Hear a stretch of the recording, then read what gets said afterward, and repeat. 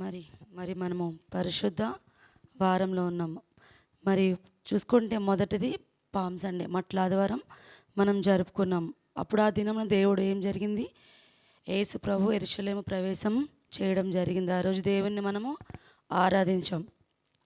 మరి తర్వాత పరిశుద్ధ మంగళవారం, దేవుడు ఆలయ ప్రక్షాళన చేసిన దినం. తర్వాత పరిశుద్ధ మంగళవారం, దేవుడు మరి శిలువ మరణానికి అప్పగించక ముందు దేవుడు అనేక ఉపమానాలు బోధించినట్లు ఆ దినము మనము చూస్తాము. మరి పరిశుద్ధ బుధవారము, యూదా ద్రోహము, తన శిష్యుడైన యూదా చేసిన ద్రోహాన్ని గురించి అక్కడ బైబిల్లో మనకి తెలియజేస్తుంది. తర్వాత పరిశుద్ధ గురువారం, ప్రభురాత్రి భోజనం గురించి దేవుడు మనకి తెలియచేస్తాడు. గుడ్ ఫ్రైడే, దేవుని యొక్క శిలువ మరణం గురించి మనము తెలుసుకుంటాం అన్నమాట. హోలీ సాటర్డే, పరిశుద్ధ శనివారం, దేవుడు సమాధిలో విశ్రాంతి తీసుకునే దినము. తర్వాత ఈస్టర్, దేవుని యొక్క పునరుద్ధాన దినముగా మనము చేసుకుంటాం. మరి ఈ పరిశుద్ధ వారంలో మరి ఈరోజు మనం తెలుసుకున్నది పరిశుద్ధ మంగళవారం. దేవుడు మరి చివరి దశలో శిలువకు అప్పగించక ముందు మరి బహిరంగ సభలో అనేక ఉపమానాలు మనందరికీ బోధించినట్టు దేవుడు వాక్యం అక్కడ సెలవిస్తుంది. మొదటిగా దేని గురించి అంటే ఇద్దరు కుమారుల ఉపమానం. మొదటిగా ఏది ఉపమానం చెప్పాడంటే ఇద్దరు కుమారుల గురించి. రెండవది చెడ్డ కౌలుదారులు అనగా ద్రాక్ష తోటల కాపుల గురించి మనకి ఆ ఉపమానాన్ని దేవుడు తెలియచేశాడు. మూడవదిగా వివాహ విందు ఉపమానము మనకి దేవుడు తెలియచేశాడు. మరి నాలుగోది చూసుకున్నట్లయితే 10 మంది కన్యకల గురించి, మరి బుద్ధిగల కన్యకలు, బుద్ధి లేని కన్యకల గురించి దేవుని యొక్క ఉపమానం మనకి తెలియజేస్తుంది. మరి ఐదవది ఏంటంటే తలాంతుల ఉపమానం, బంగారు నాణముల గురించి ఆ ఉపమానం మనకి తెలియజేస్తుంది. మరి ఆరోది చూసుకున్నట్లయితే గొర్రెలు మేకల గురించిన ఉపమానము దేవుని వాక్యం మనకు అక్కడ సెలవిస్తుంది. మొదటగా చూసుకున్నట్లయితే ఇద్దరు కుమారుల ఉపమానము, మత్తయి సువార్త 21వ అధ్యాయము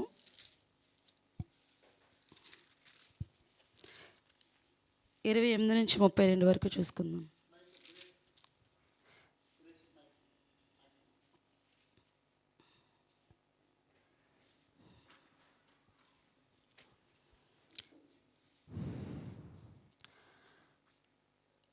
ఒక మనుషునికి 2 కుమారులుండిరి. అతడు మొదటి వాని యొద్దకు వచ్చి, కుమారుడా, నేడిపోయి ద్రాక్ష తోటలో పని చేయమని చెప్పగా వాడు పోను అని ఉత్తరమిచ్చెను. రెండవ వాని యొద్దకు వచ్చి ఆ ప్రకారమే చెప్పగా వాడు, అయ్యా పోదునను గాని పోలేదు. ఈ ఇద్దరిలో ఎవడు తండ్రి ఇష్ట ప్రకారం చేసిన వాడని వారిని అడిగెను. అందుకు వారు మొదటివాడే అనిరి. యేసు సుంకరులను వేశ్యలను మీకంటే ముందుగా దేవుని రాజ్యంలో ప్రవేశించుదరని మీతో నిశ్చయముగా చెప్పుచున్నాను. ఇక్కడ చూసుకున్నట్లయితే మరి ఒక మనిషినికి ఎంతమంది కుమారులు ఉన్నారు? ఇక్కడ 2 కుమారులు ఉన్నట్టు మనం చూస్తున్నమాట. మొదటగా ఆ తండ్రి ఒక కుమారుని వద్దకు, పెద్ద కుమారుని వద్దకు వెళ్ళి మరి అతనికి ఒక ద్రాక్ష తోట ఉంది. ఆ ద్రాక్ష తోటను ఖాయమని చెప్పగా అతను ఏమని సమాధానం ఇచ్చాడు? నేను వెళ్ళనని సమాధానం ఇచ్చాడు. అలాగే రెండవ కుమారుని వద్దకు వెళ్ళి, మరి నువ్వైనా వెళ్ళి ద్రాక్ష తోట కాపు కాయమని చెప్పినప్పుడు అతను ఏమని చెప్పాడు? సమాధానం, వెళ్తానని చెప్పాడు. కానీ వెళ్ళాడు? అతను వెళ్ళలేదంట. మొదటి కుమారుడేమో వెళ్ళను అని చెప్పాడు, రెండో కుమారుడు ఏమని చెప్పాడు? వెళ్తానని చెప్పాడు. కానీ ఇక్కడ చూసుకున్నట్లయితే మొదటి కుమారుడు పిమ్మట మనసు మార్చుకొని పోయేను. అతను ఫస్ట్ ఏం చెప్పాడు? వెళ్ళనని చెప్పాడు, కానీ పిమ్మట తన మనసు మార్చుకున్నట్లు అక్కడ చూస్తున్నాం. ఇక్కడ మనసు మార్చుకోవడం అంటే మన జీవితంలో, మన విషయంలో దేవుని యొక్క మారు మనసు కదా. పెద్ద కుమారుడు ఏమని చెప్పాడు? వెళ్ళనని చెప్పాడు, కానీ పిమ్మట తన మనసు మార్చుకొని మరి తండ్రి మాట ఉన్నట్లు అక్కడ చూస్తున్నాం. మరి అక్కడ ఎవరిష్ట ప్రకారం, దేవుడికి ఎవరిష్టగా ఉన్నాడు? ఇప్పుడు పెద్ద కుమారుడు కదా. చిన్న కుమారుడు ఏమని చెప్పాడు? వెళ్తాను అన్నాడు, కానీ తన తండ్రి మాటను వినలేదు. ఇక్కడ ఏం చేస్తున్నాడు? ఇక్కడ తెలుస్తుందంటే పెద్ద కుమారుడు వల్లే మనం కూడా మన యొక్క మనసులను ఏం చేసుకోవాలి? మార్చుకోవాలి కదా. దేవుడు మన కోసం ఎన్నో మేలులు, ఎన్నో అద్భుతాలు, ఎన్నో ఆశ్చర్యకార్యాలు చేసినప్పుడు మనం చేసిన ఇక్కడ బరిలో అనేక పాపములు, అనేక మోసాలు అవన్నీ చేసినప్పుడు కూడా ఏం చేశాడు? ఇక్కడ పెద్ద కుమారుడు తన మనసును మార్చుకున్నాడు. తన చిన్న కుమారుడు ఏమని చెప్పాడు? వేషధారణ కదా. ఇక్కడ రెండు మనకి సూచిస్తుందన్నమాట. ఒకటి మారు మనసు, రెండొకటి వేషధారణ. మొదటి తన కుమారుడు వెళ్ళని చెప్పినప్పుడు కూడా పిమ్మట తన మనసు మార్చుకొని పశ్చాత్తాపం పొంది తన తండ్రి మాటను ఇష్టప్రకారం నెరవేర్చాడు. ఇక్కడ రెండో కుమారుడు చూసినట్లయితే వేషధారణ మన వల్ల ఎలా అంటే పైకి భక్తి, మన భక్తి ఎలా ఉంటుంది? పైకి భక్తి గల వారం గలే ఉంటామన్నమాట. మనం దేవుని ఇష్టప్రకారం చేయబడేప్పుడు నోటి మాటతో కాదు, తన క్రియల ద్వారా అక్కడ తన విశ్వాసాన్ని చూసుకుంటాడు. యాకోబు పత్రిక 1:22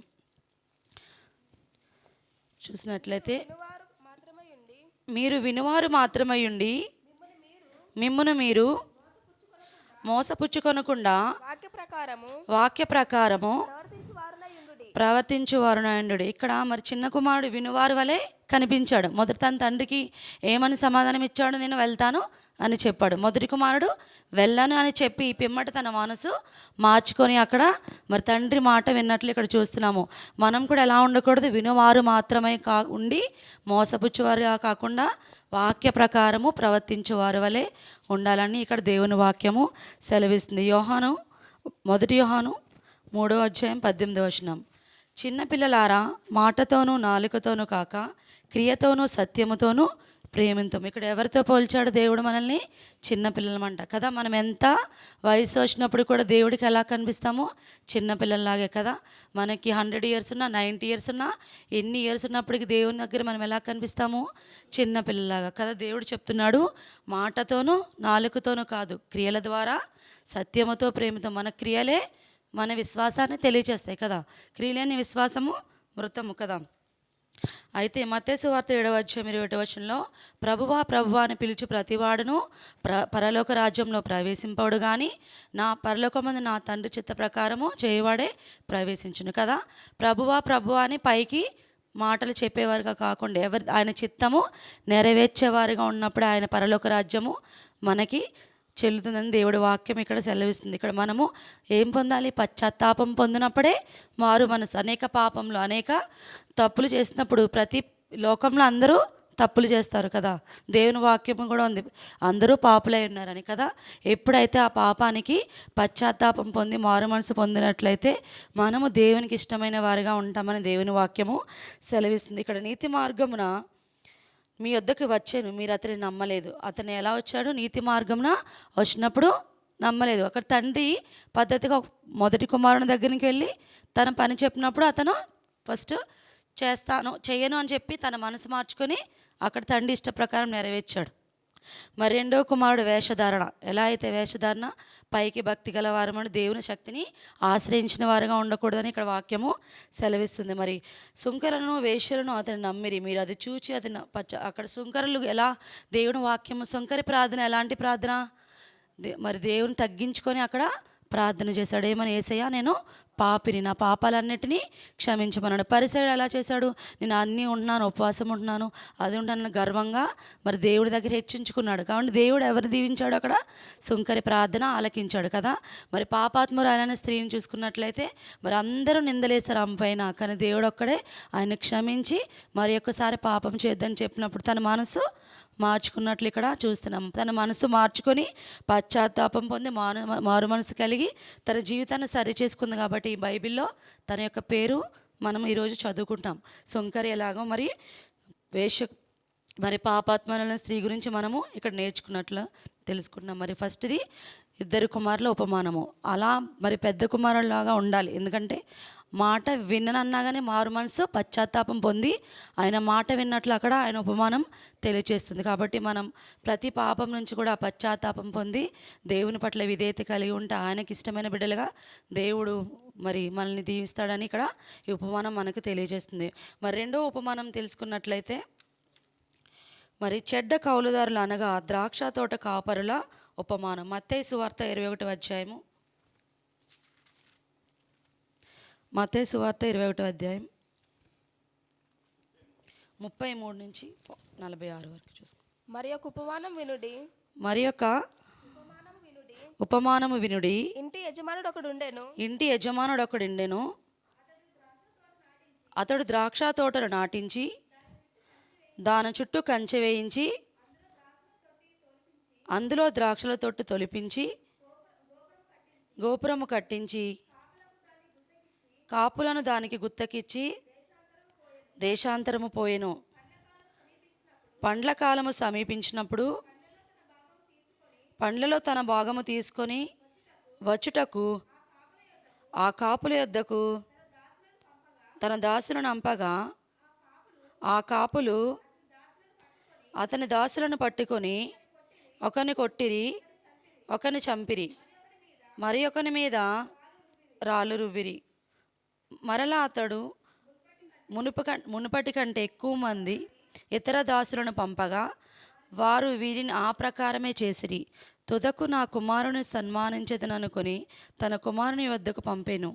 అయినను ఆ కాపుల కుమారుని చూచి ఇతడు వారసుడు, ఇతడిని చంపి ఇతని స్వాస్యము తీసుకుందామని రెండని తమలో తాము చెప్పుకొని అతన్ని పట్టుకొని ద్రాక్ష తోట వెలుపల పడవేసి చంపిరి. మరి ఇక్కడ ఒక యజమాని, ద్రాక్ష తోట యజమాని చూసుకున్నట్లయితే తన ద్రాక్ష తోట నాటించి గోపురం కట్టించి మరి వేరే కాపుదారులకు గుత్తకిచ్చినట్లు ఇక్కడ చూస్తున్నాం. మరి పండ్ల కాలం సమీపించినప్పుడు మరి అతను తన భాగం తీసుకుంటా కొంతమంది దాసులను మరి వారి వద్దకు పంపినట్లు మనం ఇక్కడ చూస్తున్నాము. మరి వాళ్ళు అక్కడ ఏం చేశారు? దాసులు కాపులు యొద్దకు తన దాసులను పంపగా ఆ కాపులు అతని దాసులను పట్టుకుని ఒకరిని చంపిరి, ఒకరిని కొట్టిరి. ఇక్కడ చూసుకున్నట్లయితే మరి ద్రాక్ష తోట యజమాని ఎవరు? యెహోవా దేవుడు కదా. ద్రాక్ష తోట యజమాని ఇక్కడ మనకి యెహోవా. ఆయన వారసుడు ఎవరు? దేవుని కుమారుడు యేసుక్రీస్తు.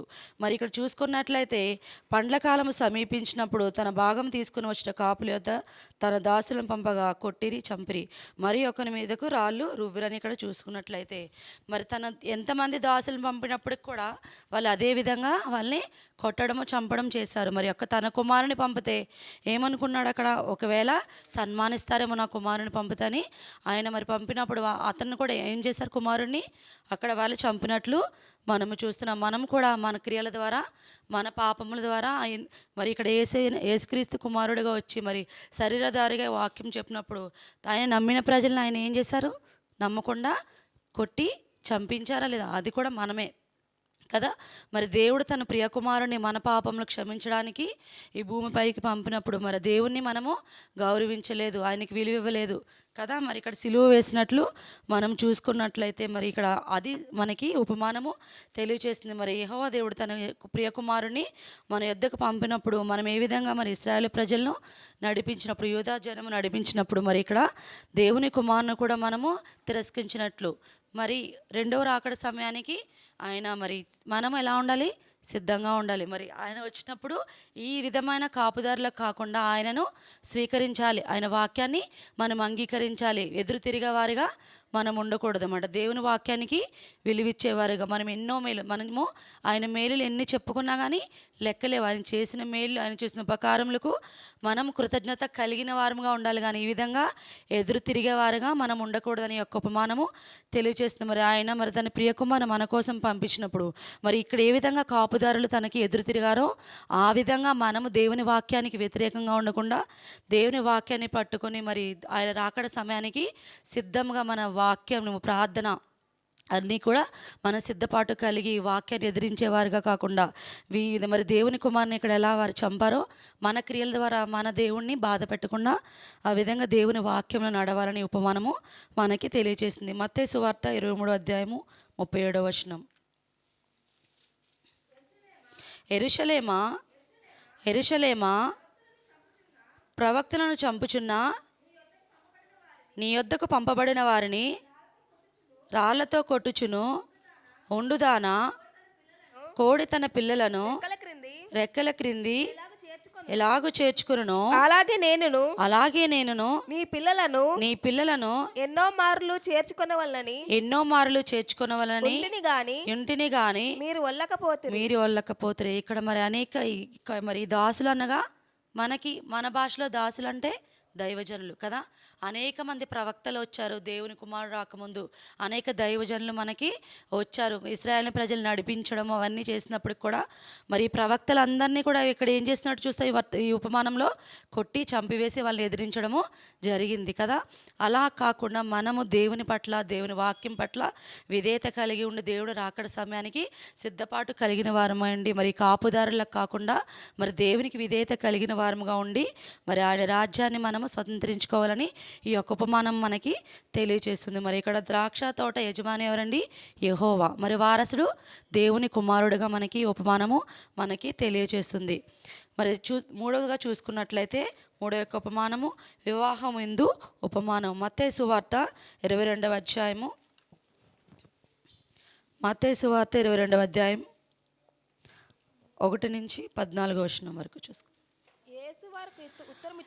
యేసు వారికి ఉత్తరమిచ్చుచు తిరిగి ఉపమాన రీతిగా ఇట్లనెను, పరలోక రాజ్యము తన కుమారునికి పెండ్లి విందు చేసిన ఒక రాజును పోలి ఉన్నది. ఆ పెండ్లి విందుకు పిలువబడిన వారిని రప్పించుటకు అతడు తన దాసులను పంపినప్పుడు వారు రానొల్లకపోయిరి.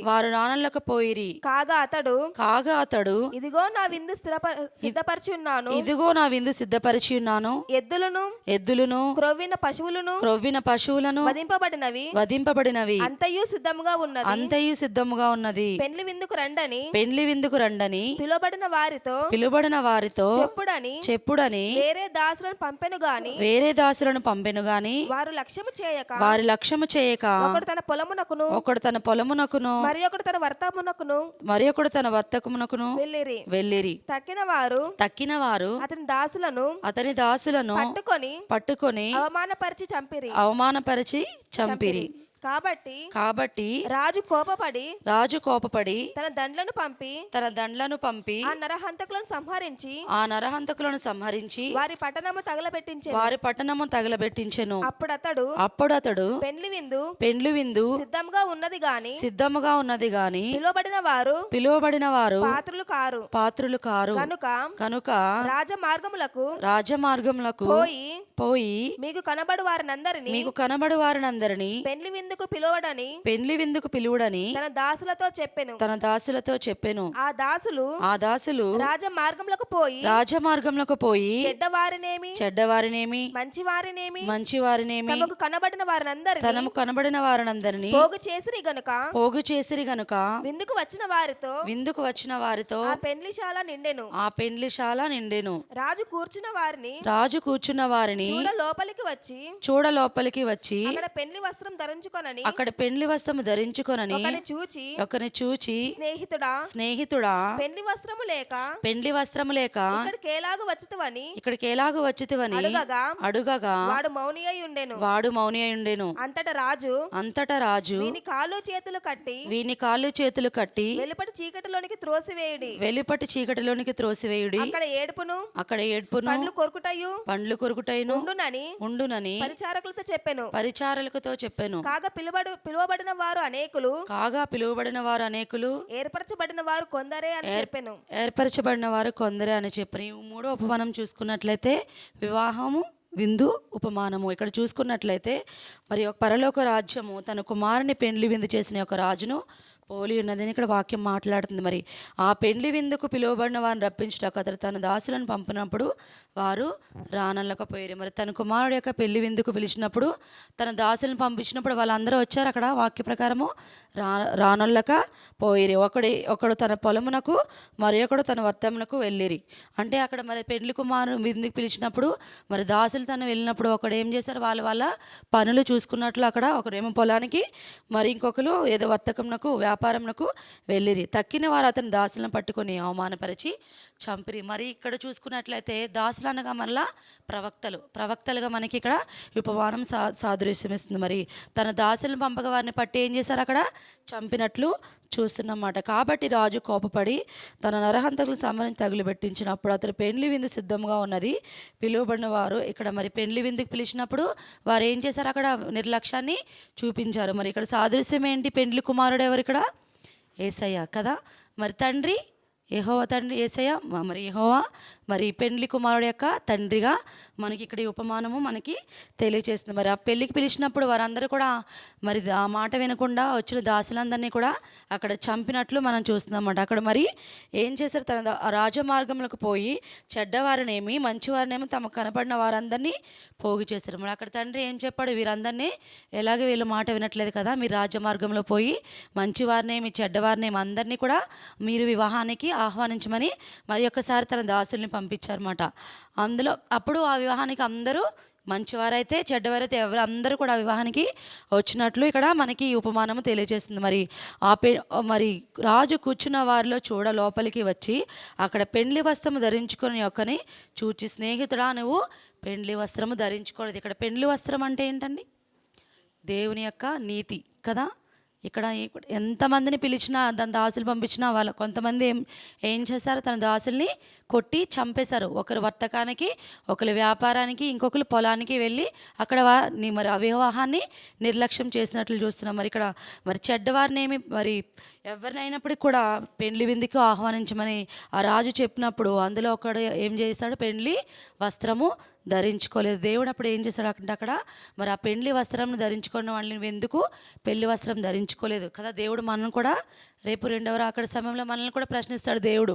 మరి ఎప్పుడైతే విశ్వాసం లేదు, ప్రార్థన లేదు, దేవుడు సిద్ధపాటు లేదు, మనం ఆ సమూహంలో ఎవరైతే ఆ విధంగా లేరో దేవుడు పర్టికులర్గా పిలిచి నువ్వెందుకు సిద్ధంగా లేవని అడిగినప్పుడు మన సమాధానం ఎలా ఉంటుందో మనము గ్రహించుకోవాలి. ఇప్పుడు మరి ఈ పెండ్లి వస్త్రం నువ్వు ఎందుకు ధరించుకోలేదంటే మరి ఆ నీతి అనే వస్త్రాన్ని అక్కడ ఆ పెండ్లికి వచ్చిన వారిలో ఒక అతను ధరించుకోకపోతే దేవుడు లేపి మరి ఏమని అడుగుతున్నాడు, నువ్వు పెండ్లి వస్త్రము ఇక్కడికి ఎలాగ వచ్చితివి, వాడు మౌని ఉండెను కదా. మన పరిస్థితి కూడా ఎలా ఉంటుంది, అప్పుడు ఏమైనా మాటలు వస్తాయి, అప్పుడు దేవుడు మనల్ని ప్రశ్నించినప్పుడు మాటలు రావు. ఎందుకంటే మనం చేసిన పాపములు మన అన్నీ అప్పుడు మనకి నోటల నుంచి మాట రావు కదా. మరి దేవుడు అడిగినప్పుడు కూడా మనం సిద్ధంగా ఉండాలి, సిద్ధపాటు కలిగి ఉండాలి. దేవుడు అలా ప్రశ్నించేవారుగా మనం ఉండకుండా మరి సిద్ధపాటు కలిగిన వారముగా ఆయన నీతి అనే వస్త్రాన్ని ధరించుకొని పశ్చాత్తాపము మారు మనసు కలిగి మరి దేవుని వాక్యాన్ని వాక్య ప్రకారం ప్రవర్తించేవారుగా ఉండాలని ఇక్కడ ఉపమానం సెలవిస్తుంది. మరి ఇక్కడ చూసుకున్నట్లయితే మరి కింద చూసినట్లయితే వాని కాళ్ళు చేతులు కట్టి వెలుప చీకట్లో పడవేయుడు, అక్కడ ఏడుపును పండ్లు కొరుకుతాయి. ఏడుపును పండ్లు కొరుకుతాయి ఎక్కడ ఉంటుంది, నరకం కదా. ఇక్కడ మాటలతోనే దేవుడు మనకి చెప్తున్నాడు. ఎప్పుడైతే మనం సిద్ధంగా లేకపోతే దేవుడు రాకడ సమయంలో మనం ఎక్కడ పడవేయబడతామని ఉపమానం తెలియజేస్తుంది, నరకంలో కదా. అక్కడ ఏముంటాయి, పండ్లు కొరుకుతాయి మరియు ఏర్పులు కదా. మనం ఈ ఉపమానం ఇంకొకటి కూడా, మనం ఒక్కొక్కసారి ఆదివారం ఆరాధనకు వస్తాం కదా, మనము ఒకవేళ అదే రోజు మనకి పెళ్ళి వివాహం ఉంది కదా, మనం అందరం ఫస్ట్ దేనికి ప్రిఫరెన్స్ ఇస్తాము, అమ్మ వాళ్ళు ఏమనుకుంటారో పెళ్ళికి వెళ్దాంలే, నెక్స్ట్ ఆదివారం చర్చికి వెళ్దాం అని ఖచ్చితంగా మనకి ఆలోచన వస్తుంది కదా. అలా ఉండకుండా ఎప్పటికప్పుడు సిద్ధపరచబడేవారుగా దానికి కొంతమంది అనుకోవచ్చు, అమ్మో ఏమేంటి ఇంట్లో ఫంక్షన్ పెట్టుకుని అట్లా చర్చికి వెళ్తుంది అట్లా అని మనల్ని చాలామంది విమర్శిస్తారు. ఫస్ట్లో నేను ఇక్కడ వివాహం జరిగిన తర్వాత అనేక సార్లు ఎంతమంది ఉన్నప్పటికీ నా డోర్ వేసుకుని ప్రార్థన చేసుకునేదాన్ని. అప్పుడు మా వాళ్ళందరూ అనేవారు, ఎంతమంది ఉన్నా డోర్ వేసుకుంటారంటే, కానీ అనుకునేదాన్ని. కానీ దేవుడు ప్రార్థించినప్పుడు ఏమని చెప్పేవాడు, రహస్యంగా ప్రార్థన చేయాలి కదా. మనుషులకు కనబడాలని మనం ప్రార్థించకూడదు. ఎవరు ఏమనుకున్నప్పుడు కూడా మనము దేవుడికి ఇవ్వాల్సిన ప్రాధాన్యత దేవునికి ఇస్తే వారందరిలో మొదటిగా ప్రాధాన్యత ఎవరికి ఇస్తాడు, దేవుడు మనకిస్తాడు కదా.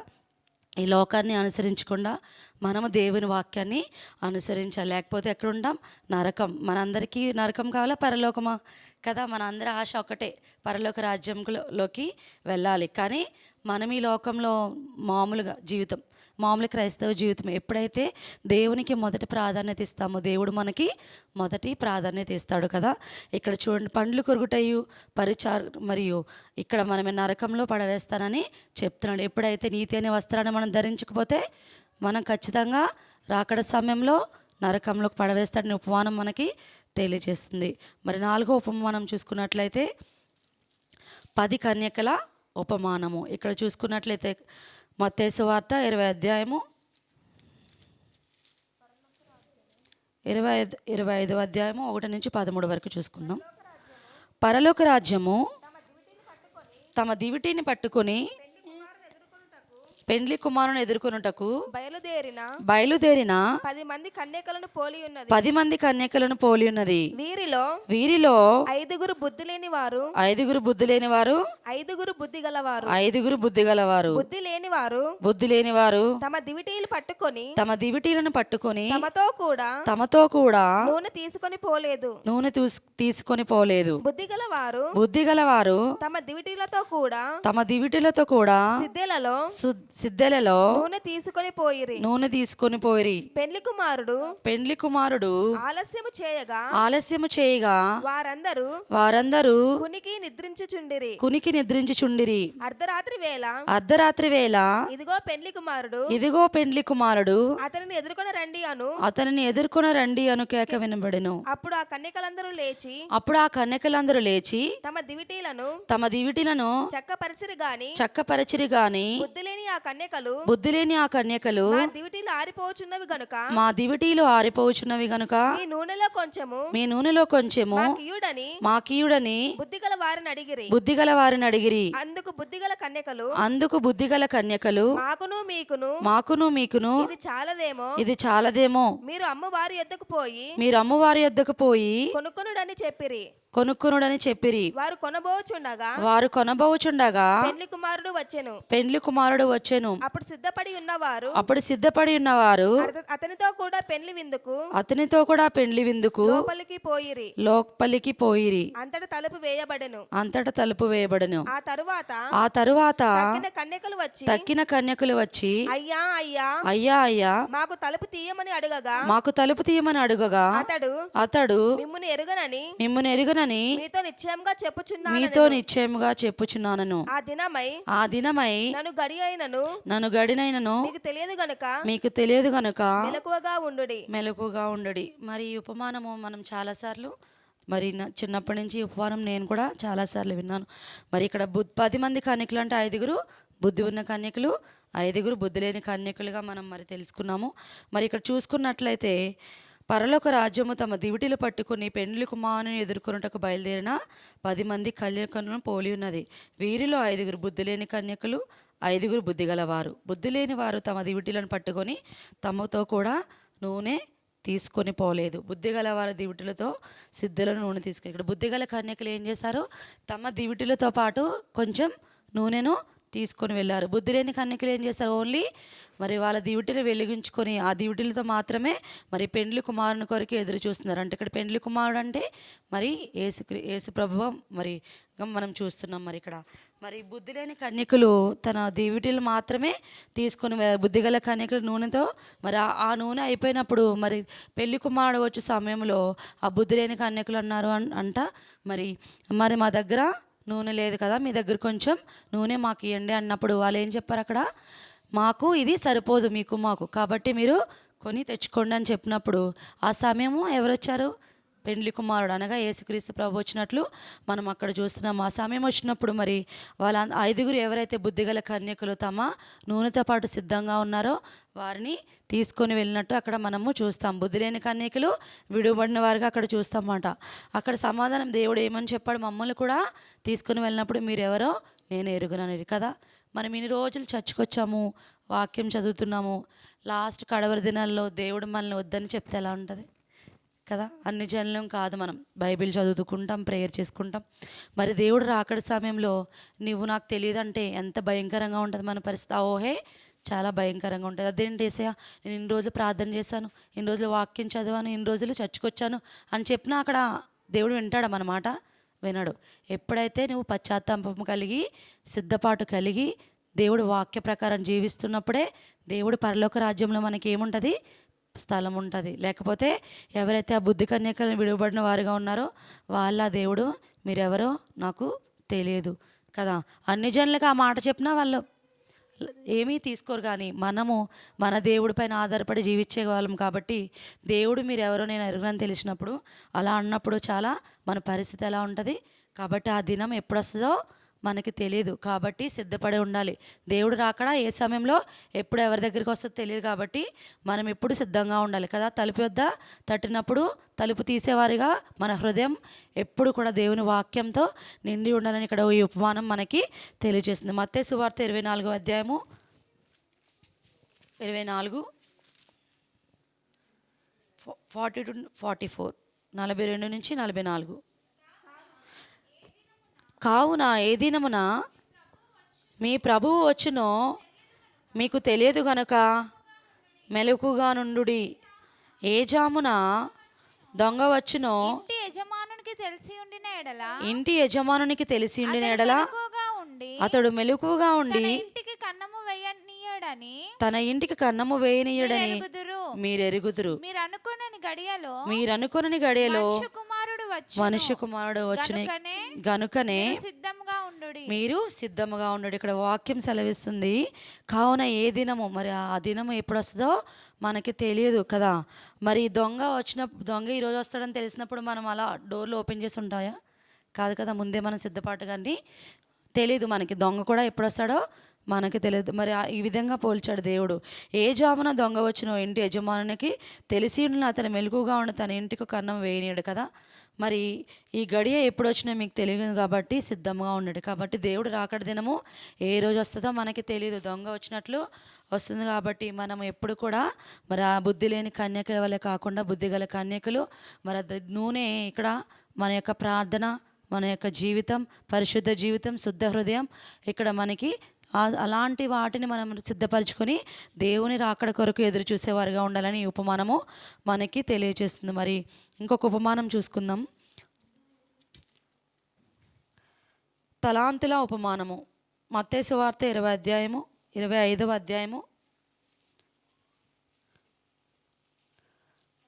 14వ వచనం.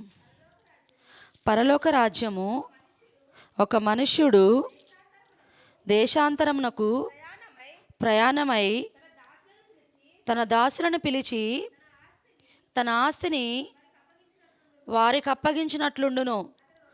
అతడు ఒకనికి 5 తలాంతులను, ఒకనికి 2, ఒకనికి 1 ఎవని సామర్థ్యము చొప్పున వానికిచ్చి వెంటనే దేశాంతరము పోయెను. 5 తలాంతులు తీసుకున్న వాడు వెళ్ళి వాటితో వ్యాపారము చేసి మరి 5 తలాంతులు సంపాదించెను. అలాగుననే 2 తీసుకున్న వాడు మరి 2 సంపాదించెను. అయితే 1 తలాంతు తీసుకున్న వాడు వెళ్ళి భూమి త్రవ్వి తన యజమానుని సొమ్ము దాచిపెట్టెను. బహుకాలమైన తర్వాత ఆ దాసుల యజమానుడు వచ్చి వారి యొద్ద లెక్క చూచుకొనెను. అప్పుడు 5 తలాంతులు తీసుకున్న వాడు మరి 5 తలాంతులు తెచ్చి అయ్యా నీవు నాకు 5 తలాంతులను అప్పగించితివే, అవియుగాక మరి 5 తలాంతులు సంపాదించినని చెప్పెను. అతని యజమానుడు బలా నమ్మకమైన మంచి దాసుడా, నీవు ఈ కొంచెములో నమ్మకముగా ఉంటివి, నిన్ను అనేకమైన వాటి మీద నియమించెదను. నీ యజమానుని సంతోషంలో పాలు పొందుమని అతనితో చెప్పెను. అలాగే 2 తలాంతులు తీసుకున్న వాడు వచ్చి అయ్యా నీవు నాకు 2 తలాంతులు అప్పగించితివే, అవియుగాక మరి 2 తలాంతులను సంపాదించుతానని చెప్పెను. అతని యజమానుడు బలా నమ్మకమైన మంచి దాసుడా, నీవు ఈ కొంచెంలో నమ్మకముగా ఉంటివి, నిన్ను అనేకమైన వాటి మీద నియమించెదను. నీ యజమానుని సంతోషంలో పాలు పొందుమని అతనితో చెప్పెను. తరువాత కొద్దిసేపు.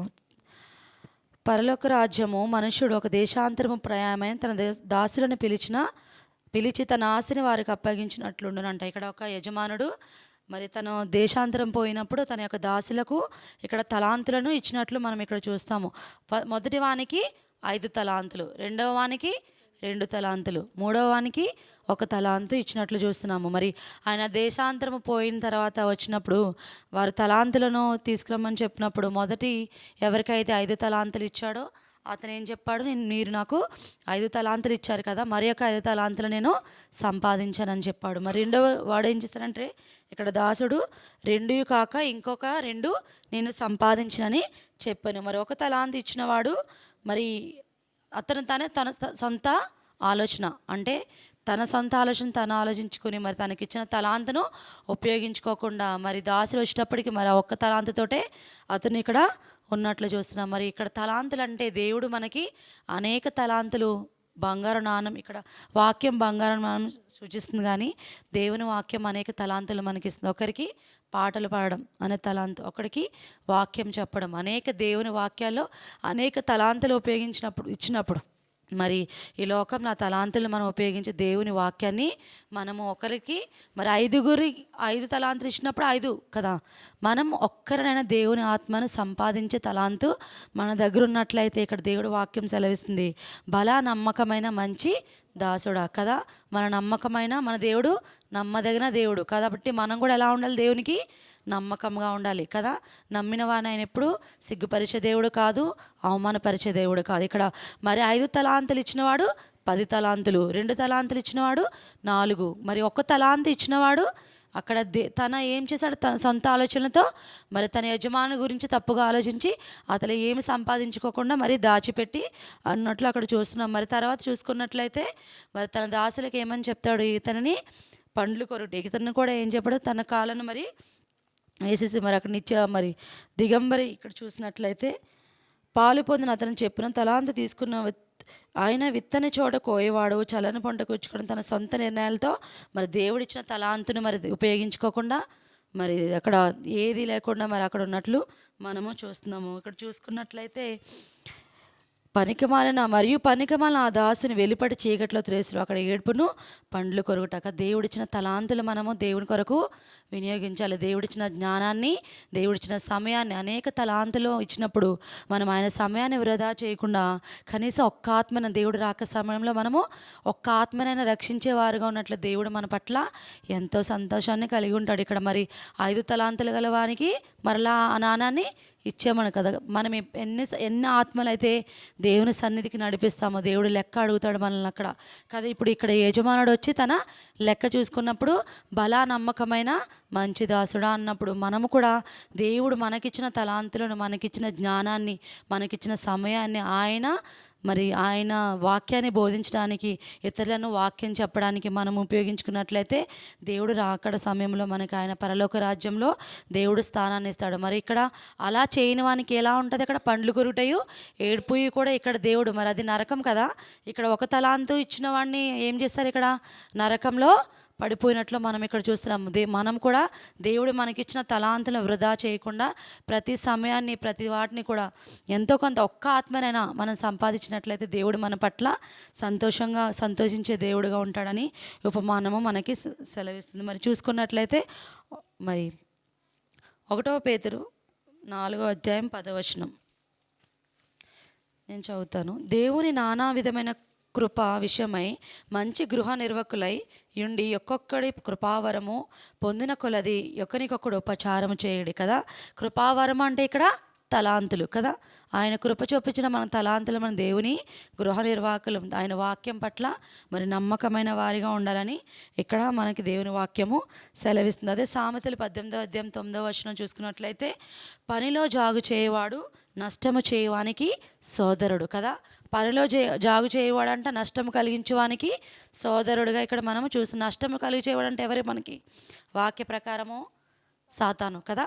మనకి ఏం చేస్తాడు సాతాను, నష్టము కలిగజేస్తాడంట. మనం ఎప్పుడైతే పని జాగు చేయవారముగా ఉంటే మనం ఎప్పుడు కూడా సాతానికి ఎలా ఉంటాం, సోదరులుగా ఉంటామండి. వాక్యం సెలవిస్తుంది పనిలో జాగు చేయవాడు నష్టము చేయవానికి సోదరుడు.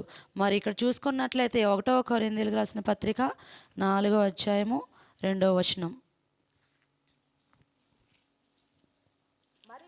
మరియు గృహ నిర్వాహకులో ప్రతివాడును నమ్మకమై వాడైండుట అవశ్యము కదా. గృహ నిర్వాహకంలో ఎలా ఉండాలి, ఖచ్చితంగా అవశ్యం అంటే ఖచ్చితంగా ఎలా ఉండాలి, నమ్మకమైన వారిగా ఉండాలి. నమ్మకం గల వారికి అవశ్యం అంటే ఏంటది అక్కడ ఖచ్చితంగా ఎవరైతే గృహ నిర్వాహకన చేస్తున్న వారు ఖచ్చితంగా నమ్మకమైన వారిగా ఉండాలి. మరి ఇక్కడ చూసుకున్నట్లయితే లూకా సువార్త 16వ అధ్యాయము 10వ వచనం.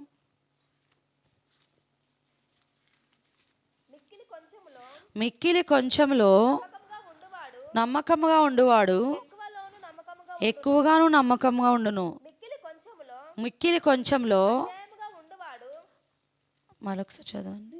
మిక్కిలి కొంచెంలో అన్యాయముగా ఉండేవాడు ఎక్కువలోను అన్యాయంగా ఉండని. మిక్కిలి ఎవరైతే కొంచెంలో నమ్మకంగా దేవునికి ఉంటే ఎక్కువలోను కూడా నమ్మకంగా, ఎవరైతే అన్యాయంగా ఉంటాడో దేవుని దృష్టిలో ఎక్కువలను కూడా అన్యాయంగానే ఉంటాడని దేవుడి వాక్యము ఇక్కడ సెలవిస్తుంది. తలాంతుల ఉపమానం ఏంటి అంటే దేవుడు మనకిచ్చిన తలాంతులన్నింటిని కూడా దేవుని వాక్యము కొరకు ఇతరులను ఆత్మను రక్షించడానికి మనం ఉపయోగించినట్లయితే పరలోక రాజ్యంలో మనకి మరి స్థలం ఉంటుందని దేవుని వాక్యం ఇక్కడ సెలవిస్తుంది అన్నమాట. ప్రతి తలాంతును కూడా ఆయన రాకడకి ఆయన రాజ్యానికి మనము వినియోగించుకోవాలి. మన జ్ఞానాన్ని మన సమయాన్ని కూడా దేవుడు రాకడ సమయంలో వచ్చే వరకు మనము సిద్ధపాటు కలిగి మనం దేవుని రాజ్యాన్ని విస్తరించే వారిగా ఉండాలని దేవుని వాక్యము సెలవిస్తుంది. మరి చివరిగా ఒక ఉపమానం చూసుకుందాము. గొర్రెలు మేకలు గురించిన ఉపమానము. మత్తయి సువార్త 25వ అధ్యాయము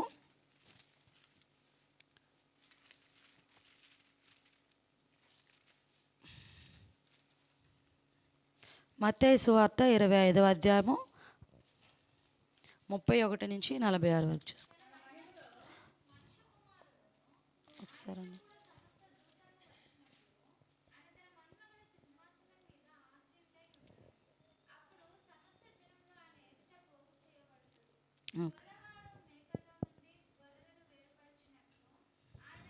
వేరుపరిచి తన కుడి వైపున గొర్రెలను ఎడమ వైపున మేకలను నిల్వబెట్టును.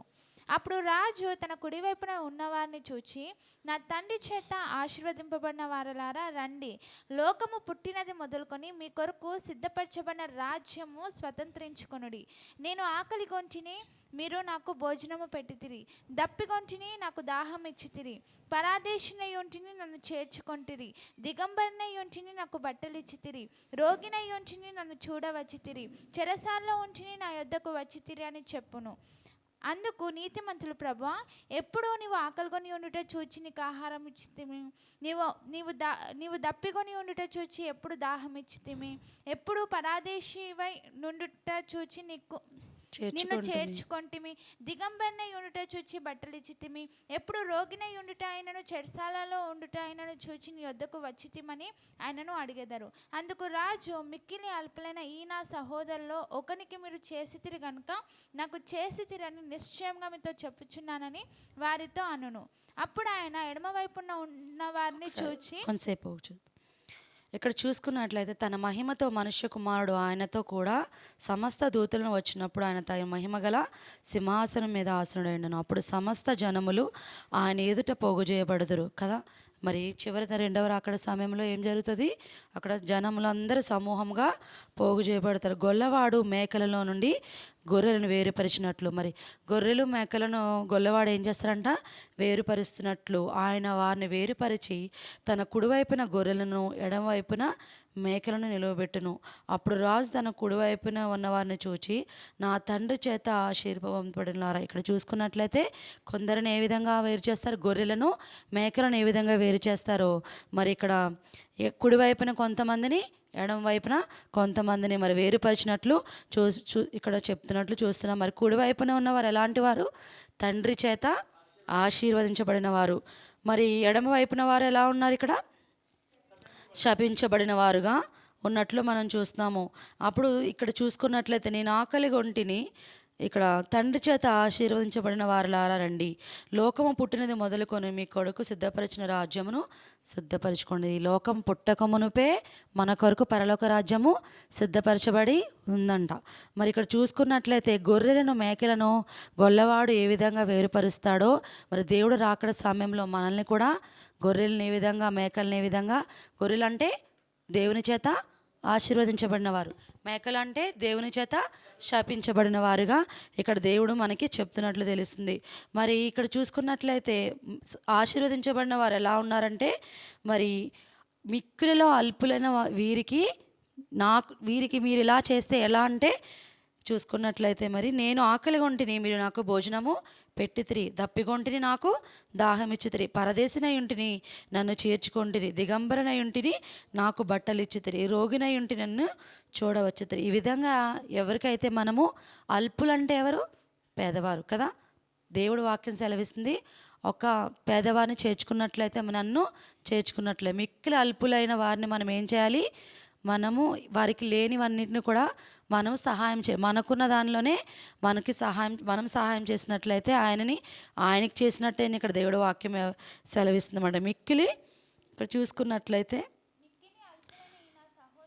మిక్కిలి అల్పులని నా సహోదరుల్లో ఒక్కరికి చేసితిరి గనుక నాకు చేసితిరని నిశ్చయంగా మీతో చెప్పుచున్నాను. వారితో ఎవరైతే దేవునికి చేయాలంటే మిక్కిలి అల్పులైన వాటికి మనం ఇవన్నీ కూడా ఎప్పుడైతే దేవుడు రూపంలోనే కాదు కదా, మనుష్య రూపంలో కూడా మనం ఎవరైతే పేదవారికి, తండ్రి లేని పిల్లలకు, మిగతా అందరికి కూడా మనం ఎప్పుడైతే సహాయం చేస్తామో వాళ్ళందరికీ దేవునికి మనము చేసినట్టే. ఎవరైతే అల్పులుగా ఉంటారో వారందరికీ ఇది చేసినట్లయితే మరి దేవుని చేత ఆశీర్వదింపబడేవారుగా మనము ఉన్నట్లు ఇక్కడ చూస్తున్నాం. మరి కింద చూసుకున్నట్లయితే తర్వాత చదువుకున్నట్లయితే ఇవన్నీ ఎవరు చేయరో వాళ్ళు దేవుని చేత శపించేవారుగా మనము ఇక్కడ చూసుకుంటున్నాం. మరి దేవుని రాకడ సమయంలో మరి దేవుని పట్ల విధేయత కలిగి మరి దేవుని వాక్య ప్రకారం నడుచుకున్నట్లయితే ఎవరి గుంపులో ఉంటాం మనం? గొర్రెలు కదా, గొర్రెలు. మరి ఇవన్నీ దేవుడికి ఇష్ట ప్రకారం జీవించకుండా ఎవరికి సహాయం చేయకుండా మనం ఉన్నట్లయితే మనం ఎవరి గుంపులో ఉంటాం? మేకలు కదా, శపించే వారి గుంపులో ఉంటాం కదా. ఉపమానం ఏం తెలియజేస్తుందంటే ఇలా మీరు ఇతరులకు ఒకరికొకరు సహాయం చేసుకోండి. ఆ రాకడ సమయంలో మీరు ఒకరికొకరు సహాయం చేసుకోండి. అల్పులైన వారికి మీరు ఇవన్నీ చేస్తే నాకు కూడా మీరు చేసినట్లే కదా. అప్పుడు మనము శపించే గుంపులో ఉండకుండా ఆశీర్వదించబడే గుంపులో ఉన్నట్లు మనం ఇక్కడ చూస్తున్నాము. ఇక్కడ చూసుకుంటే మొదటి యోహాను పత్రిక 3వ అధ్యాయము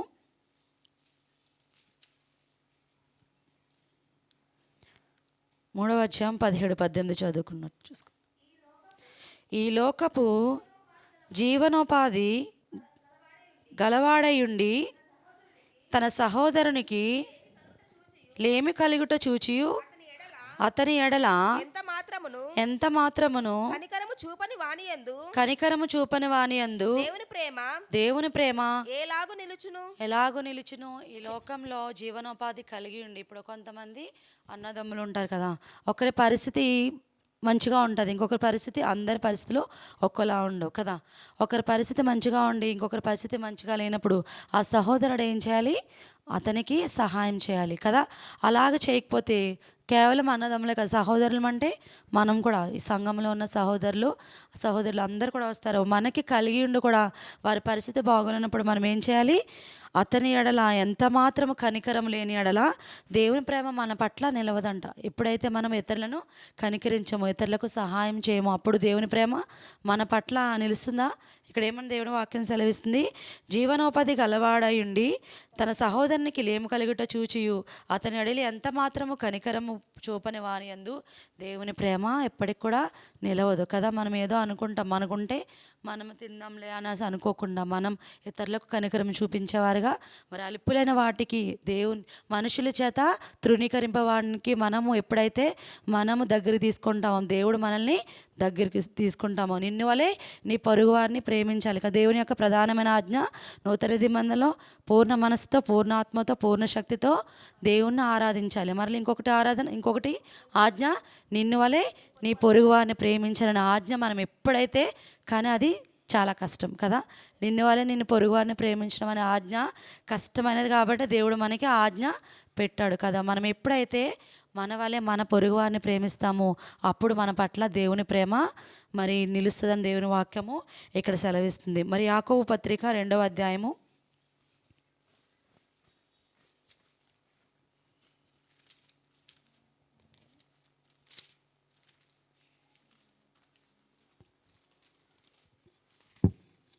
2వ అధ్యాయము 14-17 చూసుకుందాం.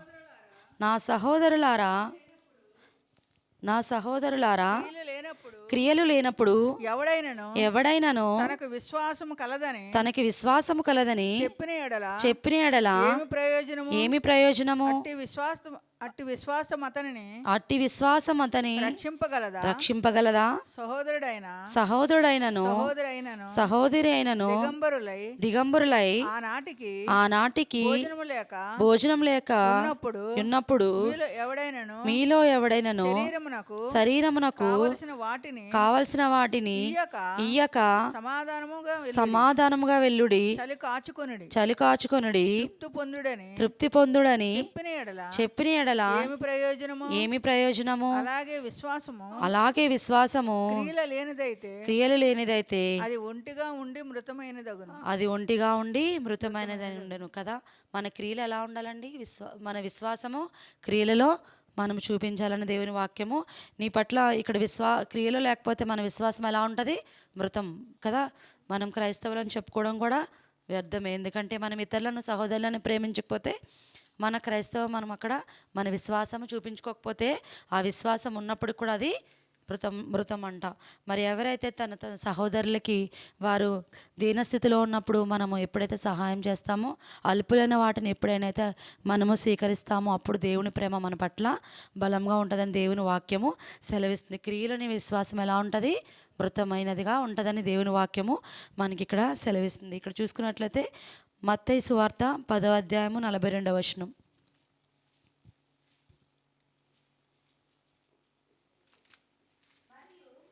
మరియు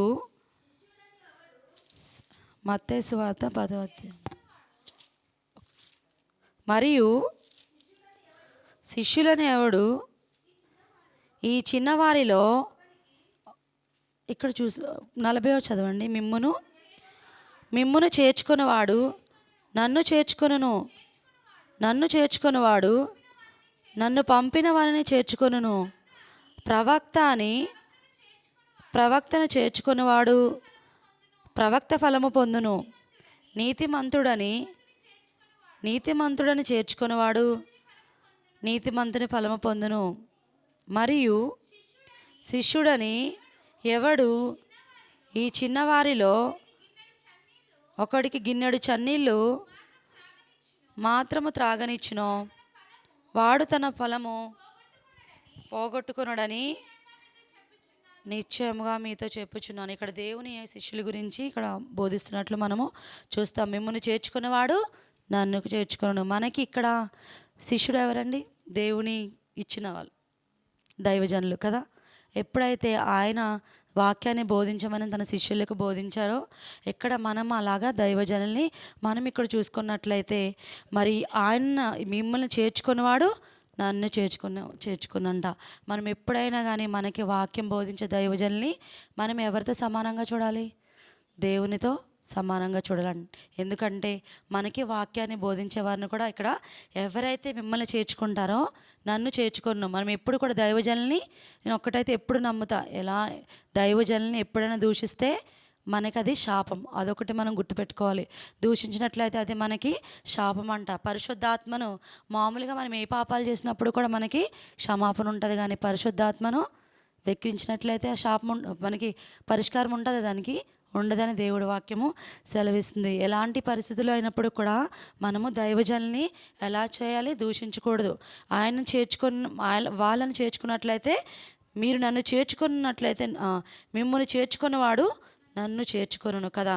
ఎవరైతే శిష్యుడని ఎవడు చిన్నవారిలో ఒక గిన్నెడు చన్నీళ్ళు, మనము ఎంత వాక్యాన్ని గౌరవిస్తామో దైవజనులను కూడా అదే విధంగా గౌరవించాలి. ఏ విషయంలో కూడా మనం దైవ దూషణ చేయకూడదు, దైవజనుల్ని దూషించకూడదు. ఎప్పుడైతే మనం దైవజనులను దూషిస్తామో అది ఖచ్చితంగా శాపమై మనకి అదొక్కటే మనము గుర్తుపెట్టుకోవాలి. దేవుణ్ణి ఎంతగా మనము ప్రేమిస్తామో, దేవుల్ని ఎంతగా గౌరవిస్తామో ఇక్కడ మరి ఆయన శిష్యులుగా, మరి ఆ రోజుల్లో శిష్యులుగా ఎంచబడి అనేక వాక్యాలు, అద్భుత కార్యాలు, ఆశ్చర్య కార్యాలు చేయమని ఆయన శిష్యులను ఏర్పరచుకున్నారు. కాబట్టి మన సంఘంలో మన దైవజనుడు ఆయన పంపినట్లు మనం భావించి దేవుడి మాటలు వాక్యం ప్రకారం మనం నడిచినట్లయితే పరలోక రాజ్యంలో మనకి స్థలం ఉంటుందని దేవుని వాక్యము సెలవిస్తుంది. మనం ఎన్నో ఉపమానాలు చూస్తాం. ఈరోజు ఏంటిది? పరిశుద్ధ మంగళవారం కదా. ఇప్పుడు ఈ వారం అంతా మనకి ఒక్కొక్క రోజు ఒక్కొక్కటి అంశాన్ని మనం తీసుకుంటాం. మరి పరిశుద్ధ మంగళవారంలో ఆయన చివరి దశలో శిలువ మరణానికి అప్పగించే ముందు మరి ఉపమానాలన్నీ కూడా ఆయనకు అవసరం లేదు, ఆయన వచ్చి పని చేసుకోవచ్చు. కానీ ఉపమానాలు ఎందుకు బోధించాడు? నేను వెళ్ళిపోయిన తర్వాత నా జనులు పాపంలో పడకూడదు కదా, పరలోక రాజ్యానికి ఖచ్చితంగా రావాలి, మరి నరకంలో పడకుండా ఈ ఉపమానాలన్నీ కూడా ఆయన బోధించాడు అనమాట. ఈ బోధించినప్పుడు ఈ ఉపమానాలన్నీ కూడా మనము మన జీవితంలో అన్వయించుకొని ప్రతి విషయం మరి ఏ విధంగా అయితే పెద్ద కుమారుడు తన మారు మనసు పొంది పశ్చాత్తాపం పొంది మరి దేవునికి ఇష్టడుగైన కుమారుడిలా ఉన్నాడు, ఆ విధంగా ఉండాలి. రెండవది చెడ్డ కౌలుదారులుగా ఉండకూడదు. దేవుని ఎదిరించే ఇశ్రాయేలు ప్రజల్లా మనం ఉండకుండా మరి రెండవ రాకడ సమయంలో ఆయన సిద్ధపాటు కలిగి ఆయన వాక్యం పట్ల విధేయత కలిగి ఉన్నట్లయితే పరలోక రాజ్యంలో మనకి స్థలం ఉంటుందని దేవుడు వాక్యం సెలవిస్తుంది. ఇక్కడ వివాహ విందు ఎప్పుడైనా కానీ పిలిచిన వారు ఎంతమంది? అనేకులు, కానీ ఏర్పరచుకున్న వారు కొంతమంది. ఇక్కడ అందరూ వచ్చారు, మీరు అందరూ పరలోక రాజ్యం వెళ్తారని మనం అనుకుంటామా? ఎందుకంటే మన అందరము దేవుని దృష్టిలో పాపులమే. పాపులు అయినప్పుడు కూడా దుష్టుడు ఏం చేయాలంటే తన పాపాలన్నిటిని ఒప్పుకొని దేవుని కట్టడలను నీతిని అనుసరించి న్యాయము జరిగించిన ఎడల తన పాపాలన్నీ ఏం చేస్తాడు దేవుడు? ఇంకెప్పుడు మరణం నొందడు, ఆవశ్యముగా అతను మరణం నొందడం దేవుని వాక్యం సెలవిస్తుంది. మరి ఇక్కడ చూసుకున్నట్లయితే ఇంకెప్పుడు కూడా ఆయన పాపంలో ఏం రావు, జ్ఞాపకము దేవుడు చేసుకోడంట. అలాంటి ప్రతి పాపాన్ని కూడా దేవుని సన్నిధిలో విడిచిపెట్టి పిలువబడిన వారిగా ఉండకూడదు. ఎలా ఉండాలి? మనం ఏర్పరచబడే వారిగా ఉండాలి కదా. ఇప్పుడు అందరూ దైవజనులు ఉన్నారు, వారు పిలువబడిన వారా ఏర్పరచుకున్నవారా కదా? మనము పిలువబడేవారం.